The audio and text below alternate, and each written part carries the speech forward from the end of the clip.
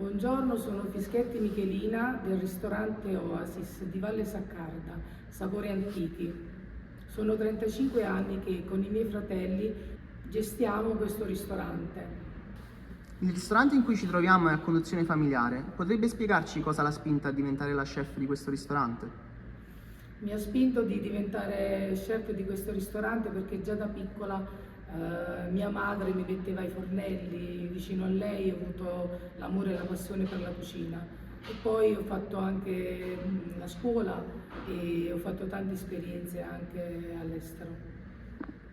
Nel vostro ristorante il pasto dello staff spesso si trasforma in un pasto di famiglia. Qual è l'elemento che non può mai mancare durante questi momenti? Il pasto dello staff è un pasto condominiale, nel senso che facciamo un pasto del gusto, quando un primo, quando un secondo, che può essere anche, non so, dei contorni, delle zuppe, però in quel momento noi siamo tutti insieme e condividiamo questo pasto. C'è un piatto o un ingrediente che le ricorda particolarmente l'infanzia? Potrebbe condividere con noi qualche ricordo legato ad esso? Sì, il piatto che mi ricorda molto l'infanzia è quando la mamma faceva la pasta fatta in casa, che noi, io e i miei fratelli, prendevamo quella pasta e la facevamo a piattella così e la cuocevamo sul fuoco, sul caminetto. Durante la sua carriera professionale ha avuto dei mentori o maestri che l'hanno influenzata? Cosa ha imparato da loro? Ma a me la prima cosa che mi ha influenzato è stata la mamma.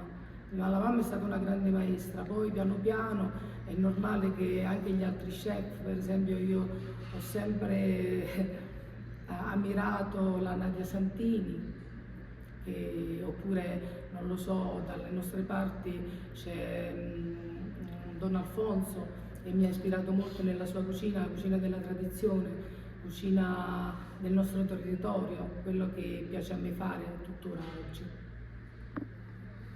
Qual è il suo pensiero riguardo tradizione e innovazione in cucina? Come cerca di bilanciare questi due elementi nel suo stile culinario? Per me la prima cosa è la tradizione, perché senza la tradizione non puoi fare l'innovazione, assolutamente. Quindi la tradizione è sapore, gusto, materia prima del territorio, perché io lavoro molto sulla materia prima, sugli ingredienti, sulla verdura, su tutto quello che ci circonda, anche già dalla cipolla ramata di un toro, dal tartufo nero di Bagnoli, tutto quello che circonda del territorio e tradizione. Se dovesse portare un ingrediente con sé per preparare un piatto dall'altra parte del mondo, quale sceglierebbe e perché? Sicuramente l'olio extravergine d'oliva e i pomodori nostri, perché l'olio secondo me, quello nostro, almeno io, quando cucino con il mio olio, anche una ricetta più banale diventa buonissima, e anche con i nostri pomodori. Quanto è importante per lei la sostenibilità in cucina? Come ha reagito quando ha ricevuto la stella verde?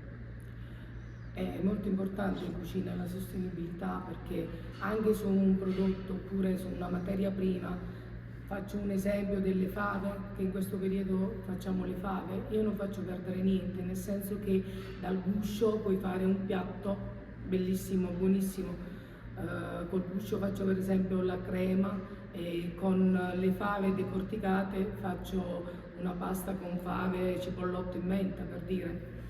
E tutto, la sostenibilità, noi ci teniamo moltissimo, sia dalla materia prima che tutto il resto. E secondo me per la Stella Verde, quando abbiamo ricevuto la Stella Verde, per noi è stata una grande emozione grandissima. Come immagina il futuro della cucina sostenibile? Quali cambiamenti o tendenze si aspetta di vedere nel settore? Io penso che oggigiorno la gente è più attenta alla sostenibilità, quindi il futuro secondo me è abbastanza positivo. Quanto è legata al suo territorio e quanto dell'Irpinia si rispecchia nella sua cucina? Io sono molto legata al mio territorio, infatti la materia prima la prendiamo la maggior parte tutta qua. Dobbiamo ringraziare i nostri allevatori, i nostri coltivatori, i nostri contadini che ci portano la roba e ce la coltivano come diciamo noi, nel senso senza pesticidi. Almeno noi siamo fortunati in queste zone ad avere ancora la materia prima come Dio comanda. Immaginando un menù legato all'Irpinia, quali sono gli ingredienti che non potrebbero mai mancare? Gli ingredienti che non potrebbero mai mancare sono sicuramente l'aglio, la cipolla, l'olio e tutte le verdure che faccio le zuppe, i legumi anche, e la pasta fatta in casa che la facciamo ancora tuttora, la ricotta. Noi per esempio nel menù abbiamo i ravioli di ricotta e aglio bruciato con le noci. Quello là è un menù che ricorda veramente la tradizione e quando la mamma mi ha insegnato a farli tanto tempo fa. Come gestisce la stagionalità dei prodotti nel suo menù? Quali sono le sfide e le opportunità legate a questa scelta? Allora, le sfide. I prodotti della stagionalità, io per esempio in cucina quello che trovo la mattina nell'orto, oggi per esempio abbiamo trovato, non so, gli asparagi, un cipollotto, tutto quello che si trova si fa, non so, una zuppa, un primo, e io ci tengo molto per questo. Se per esempio oggi non c'è, io non la metto neanche, non la propongo neanche ai clienti, ecco. Qual è il significato della dieta mediterranea per lei e in che modo influenza la sua cucina? La dieta mediterranea per me proviene da tutto quello che noi facciamo, nel senso che dalla materia prima che può essere il vegetale. Io per esempio in cucina uso molto vegetale, le verdure, i legumi, di carne poco, tipo la carne bianca, l'olio extravergine non deve mai mancare, i pomodori e poi le cipolle, la cipolla ramata di Montoro per esempio, e l'aglio nostro dell'Ufita. Tutte queste cose qua fanno parte della dieta mediterranea e anche le fibre, tipo non so, la pasta, perché no?